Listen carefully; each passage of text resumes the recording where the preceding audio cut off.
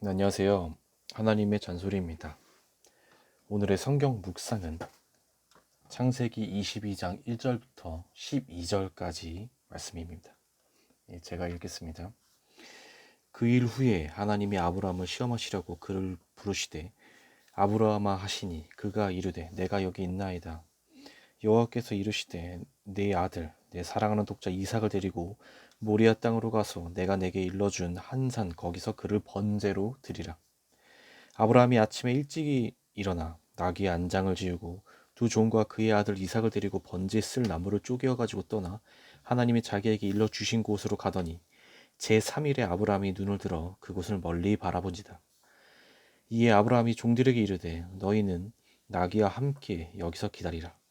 내가 아이와 함께 저기 가서 예배하고 우리가 너희에게로 돌아오리라 하고, 아브라함이 이에 번제나무를 가져다가 그의 아들 이삭에게 지우고 자기는 불과 칼을 손에 들고 두 사람이 동행하더니 이삭이 그 아버지 아브라함에게 말하여 이르되 내 아버지여 하니 그가 이르되 내 아들아 내가 여기 있노라. 이삭이 이르되 불가나무는 있거니와 번제할 어린 양은 어디 있나이까.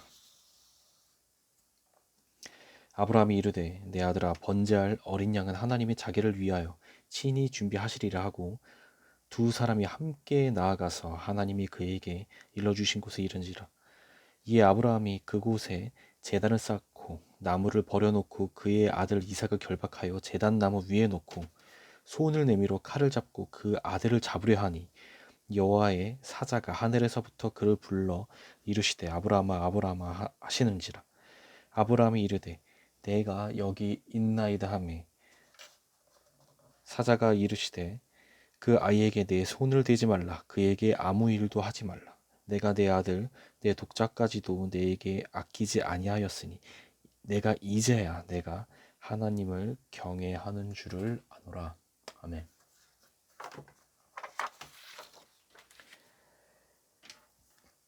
너무나 유명한 내용이죠.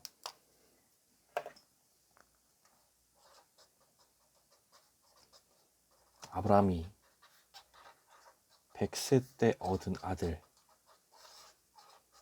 이삭을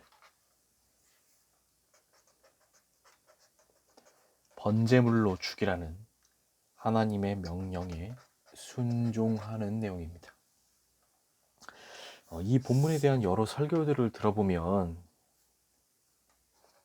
이 아들을 바치는 것까지도 순종했다는 것에 좀 초점이 많이 맞춰져 있더라고요. 순종 정말로 너무나도 중요합니다.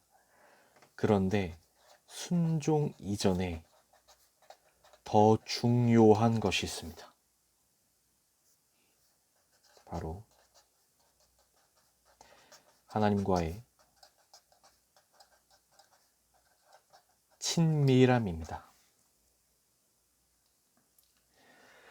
하나님께서 아브라함에게 아들 이삭을 바치라고 말씀하셨을 때 상식적으로 아브라함은 어떻게 반응해야 할까요?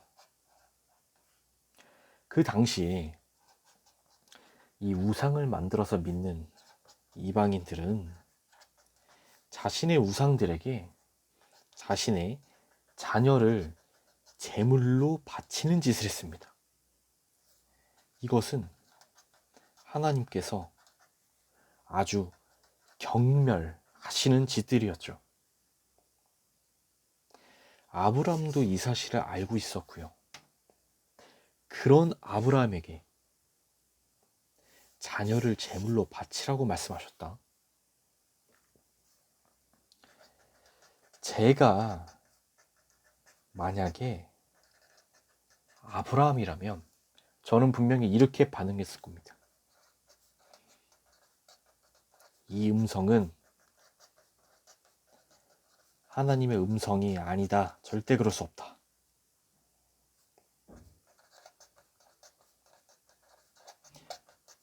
하나님이시라면 하나님께서 경멸하시는 그런 짓을 절대 시키실 리가 없다.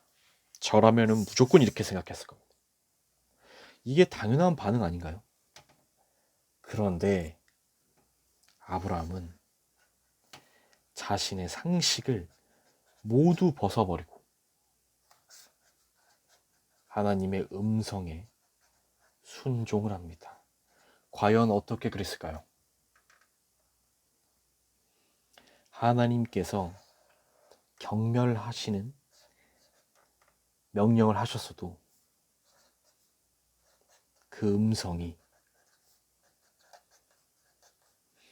하나님의 음성이라는 사실을 100% 확신을 했기 때문입니다. 그러면 어떻게 확신할 수 있었을까요?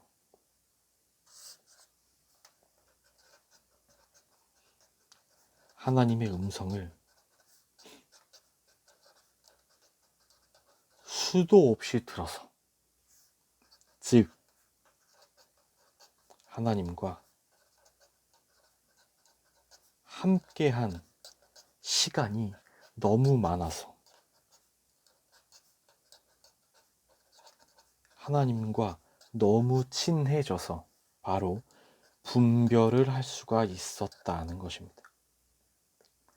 하나님의 성품에 정반대되는 명령을 하셨음에도 불구하고 말이죠.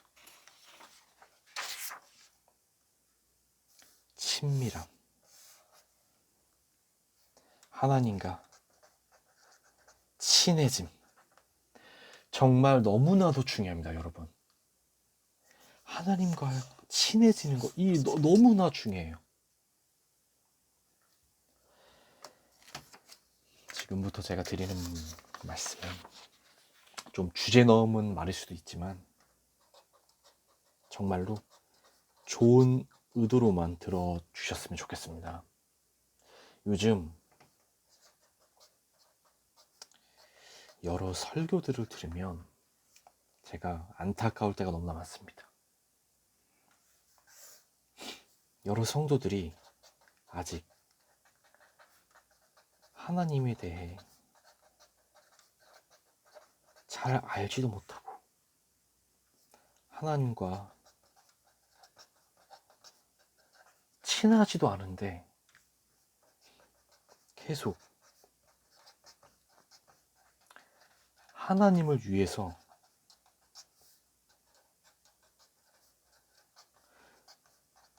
뭘 하라고만 설교들이 울려 퍼지니까 영혼들이 메말라가고 있는 것 같습니다. 뭐 해라, 뭐 순종해라, 뭐 해라. 예수님께서 분명히 말씀하셨습니다. 내게 와서 쉬라. 하나님 안에서 안식하는 것이 먼저입니다. 그리고 하나님과 친해지는 것이 먼저입니다. 내가 하나님을 위해서 무엇을 하는 것은 그 다음입니다. 그 다음.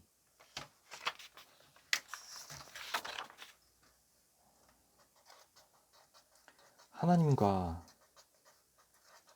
친해져야 내가 어떤 것에 순종하길 원하시는지 더 잘 알 수 있겠죠. 아빠와 하루에 한마디도 채 하지 않는 자녀가 학교 성적을 100점 받아오면 아빠가 마냥 기뻐하실까요? 과연? 성적이 좀 안 나오더라도 아빠와 대화 정말 많이 하고 아빠하고 사이가 좋은 자녀가 되는 것이 낫지 않겠습니까?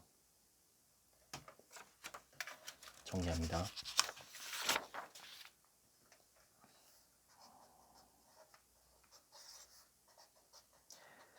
자녀를 제물로 바치라는 하나님의 성품에 반대되는 음성을 들었을 때에도 아브라함이 그 음성에 순종할 수 있었던 것은요,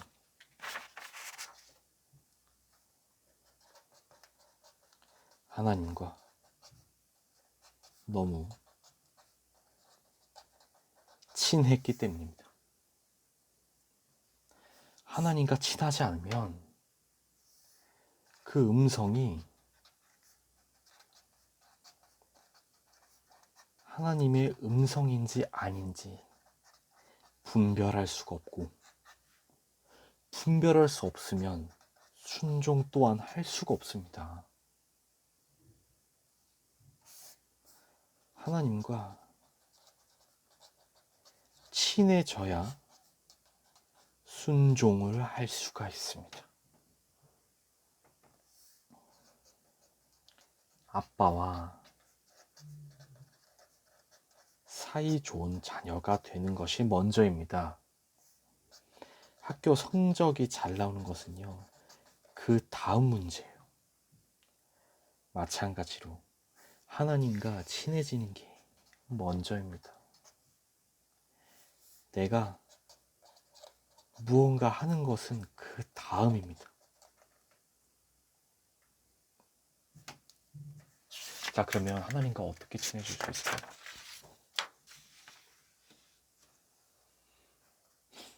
성경 많이 보기도 기본이지만, 나의 솔직한 마음들을 하나님께 기도하셨다면, 반대로 하나님의 마음을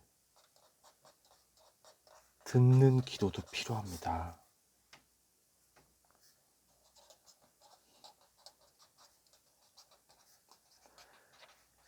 한쪽만 말하는 것은 대화라고 볼 수 없습니다. 한쪽만 말하면 친해질 수 없습니다. 서로의 생각을 나눠야 친해질 수 있습니다. 전화로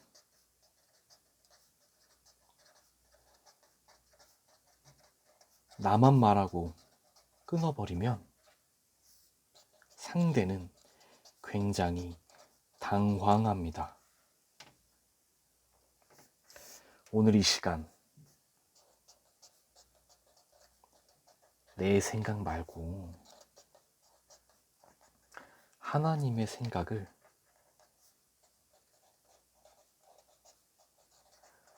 들어보는 시간을 가져봅시다.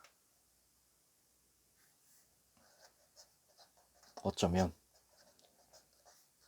오늘은 나보다 하나님께서 말씀을